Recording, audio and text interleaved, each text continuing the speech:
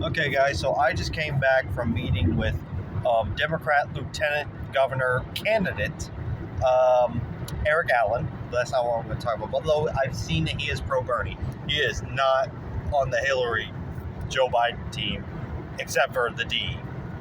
But this election, this primaries have shown that there is still hope for progressives to win. Um,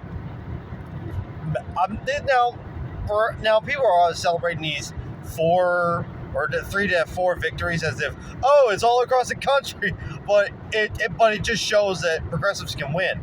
So Charles Booker, from my girlfriend's home state, Kentucky, who I'm about to head on back to. We've enjoyed our days off together. Charles Booker just won the nomination for senator in Kentucky. He's going to go up against Rand Paul. It's going to be a tough race because if what my girlfriend says about Kentucky is true, Kentucky is very, very right wing. When the stereotype of Kentucky talking about shit like that. That's usually either talking about Mississippi or Kentucky. But it's gonna be a tight race. But he wiped out his opponents. Now that's mostly because, from what I gathered, the establishment who had Lucy McBath, that pro-Trump Democrat, I guess they just decided just to let Booker have it. That's my best guess, because I thought they would have brought out either McGrath, whatever her name is, either bring her back or have some other corporate Dem like her to challenge him. But I guess they thought, my best guess, they either think just let him have it, or they're thinking, well, he lost once, so he's not going to win again. But I'm very pleased that these progressive, Bernie style Medicare for all people have won their primaries, including Charles Booker, and I'm rooting for him. Now we got, and I love this, Lieutenant Governor, as an incumbent Lieutenant Governor, John Fetterman has won the nomination for Stacey Abrams won the nomination for Senate against the corrupt corporate Dem Connor Lamb. Now, Connor Lamb, he's your typical Biden, Hillary kind of people. Corporate Dem don't want to do anything; they just want to talk and then get the power and then do nothing. But you know what I love about John Fetterman? I wish we had him here in Georgia. I don't give a shit that he's 6'8". As someone who's 5'7", I know I would be like, oh shit, hello, sir. But he would crush me. I swear to God. But I do like how he never wears a suit except for when he's in presiding over the Pennsylvania State Senate, which unfortunately does have a dress code. I'm pretty sure he would be in a hoodie. He could be like, the chair recognizes the senator from that district. I just in hoodie and sweat shorts or something like that. I would love that, but he's down to earth. He's genuine. Then you got Summer Lee of the same state, who won. I can't remember the number, but she won against an incumbent, by the way. Not just like how Connor Lamb is an incumbent congressman, but I think she defeated incumbent. And then there was somebody, I know her name's Jamie. It's in Oregon. It's in the Humanist Report state. Jamie's one of those people with two last names. I know. Oh God, I can't remember her name, but she won. She's pro Medicare, and she just defeated. This guy has been in office since 2009. Wow, been a while. So, and there's also been other ones, and we're gonna have others. And I think that Tamara Johnson Shealy is a good woman, but unfortunately, she doesn't have the name recognition and also that she doesn't have the incumbency advantage that Raphael Warnock has. I do believe that Raphael Warnock will be the next will win the nomination.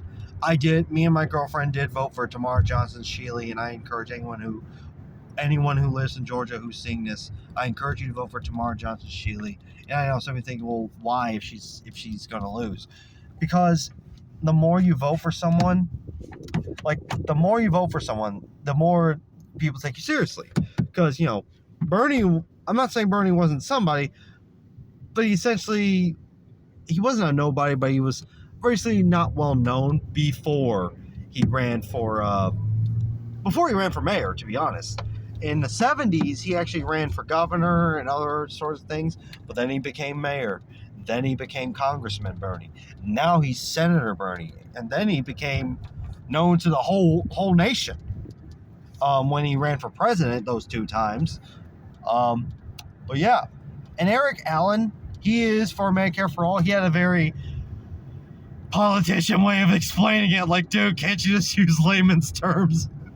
Oh, yeah, these college-educated people, they always got to talk like they're from college. But yeah, he basically does support Medicare for All. He, single-payer system, blah, blah, blah, blah. But yeah, and Sarah Riggs Amico endorses him, and she was our candidate for lieutenant governor. And the reason I like Sarah Riggs Amico, why I voted for her for Senate in 2020 over John Ossoff, was because, well, her website didn't outright say Medicare for All, but it basically, her words, it did, like, if you did find on page, Control F, you wouldn't hear Medicare for All, but her Medicare stance was like, that's the most pro-Medicare for All thing I've seen in Georgia, at least. Besides, Tamara Johnson Shealy, who I did vote for the first time in 2020 over Raphael Warnock. And, I liked how they did Raphael Warnock's thing, and they should do that for all senators. Have a bunch of people. What? Actually, they should do it like that, like they did with Raphael Warnock. Have all these candidates, and then you got all these people. And then it's eliminated to 2 people. And I know some of you say that's how it is now. No. I'm talking about nonpartisan. You got all these people, like no primaries, just round off. Like, you got all these candidates. You vote. It's to narrow down to 2 people, which is settled like maybe 1 to 2 months from now. That's how it should be. Well, I'm glad to see the progressives, and I know John Fetterman and Charles Booker and Summerlee are going to kick ass. And I cannot wait. Oh, and Stacey Abrams is running. I haven't said that before, and I know somebody's like, I better know that. Like I said, depression and computer issues have forced me to not make a lot of videos, but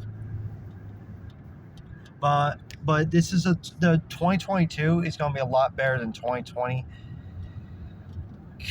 because Bernie's loss just crushed me.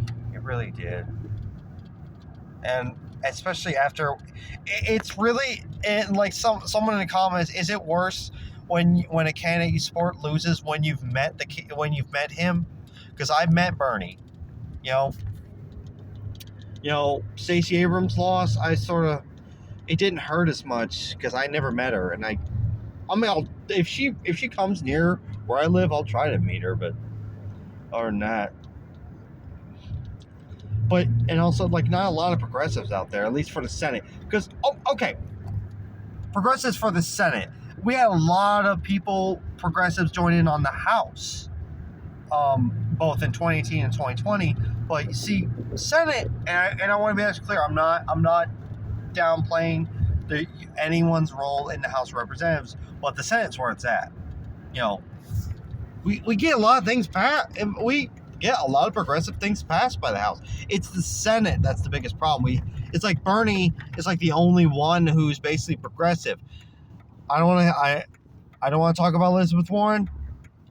She's progressive when she's not running for any office.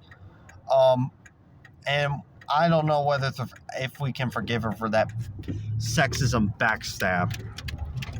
Ed Markey, we're sort of bringing him into the progressive fold, but it seems like for so many years, Bernie Sanders was the only true Democrat in the Senate. You know, it just seemed that way for quite a while. But now like Bernie will always have the squad people to back him up in the House, but now Bernie's getting reinforcements in the Senate. You know, we got John Fetterman and Charles Booker, and I'm hoping as time goes on, because to be honest, not every Senate primary is on the same day.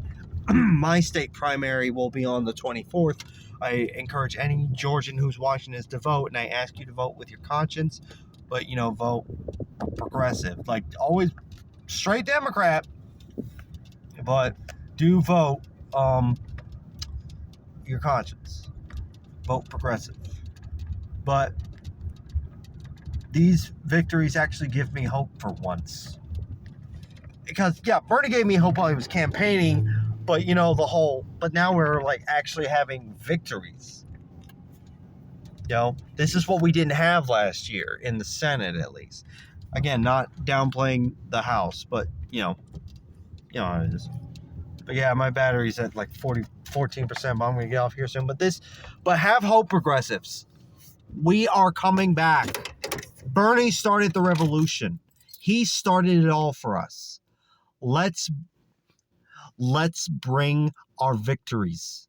Yes, we got the message out. Most of the people agree with us, but now we actually got to get the power, because unfortunately, you got to have power. You can be all activists all you want, but you got to have power to back it up. And if Biden and Harris are not going to do anything for us, then we got to take their place. Like, all right, then step aside. We'll do it. If you won't, we will. That's why we got to vote, people. You can't just wallow around, bitch about people, and do nothing and expect shit to happen. And that's what I said about Trump. You want him out of office, but you're unwilling to vote, then shut the fuck up. But if you're willing to go out there and vote, then you are making a difference. Even if you lose, you still make a difference, because the more this candidate that you vote for gets, the more spotlight they get, and the more chance they have next time. So don't lose hope if your boy or girl, whatever, we're at that point where it's like, oh, I don't, whatever. If your candidate loses, do not lose hope, because you gave them spotlight. By like they're gonna look at the percentage numbers, like, especially if, like, say tomorrow Johnson Shealy's numbers start increasing, she's gonna get more spotlight, and for all the vote, and even those who can't vote, like, you say you're under 18 but you're campaigning hard, because there are youth voter activists out there, and I am so proud of every single one of you. For who've been there, I'm proud of anyone who I met at Atlanta's pro-choice rally. I'm proud of everyone who's been participating in this election. Even if all you've done is pay attention and make your decision on who you're voting for, I'm proud of all of you. We can do this. May the Father of understanding guide us. I'm kidding. That was stupid. But still, stay awesome. Stay progressive. And may the force be with you.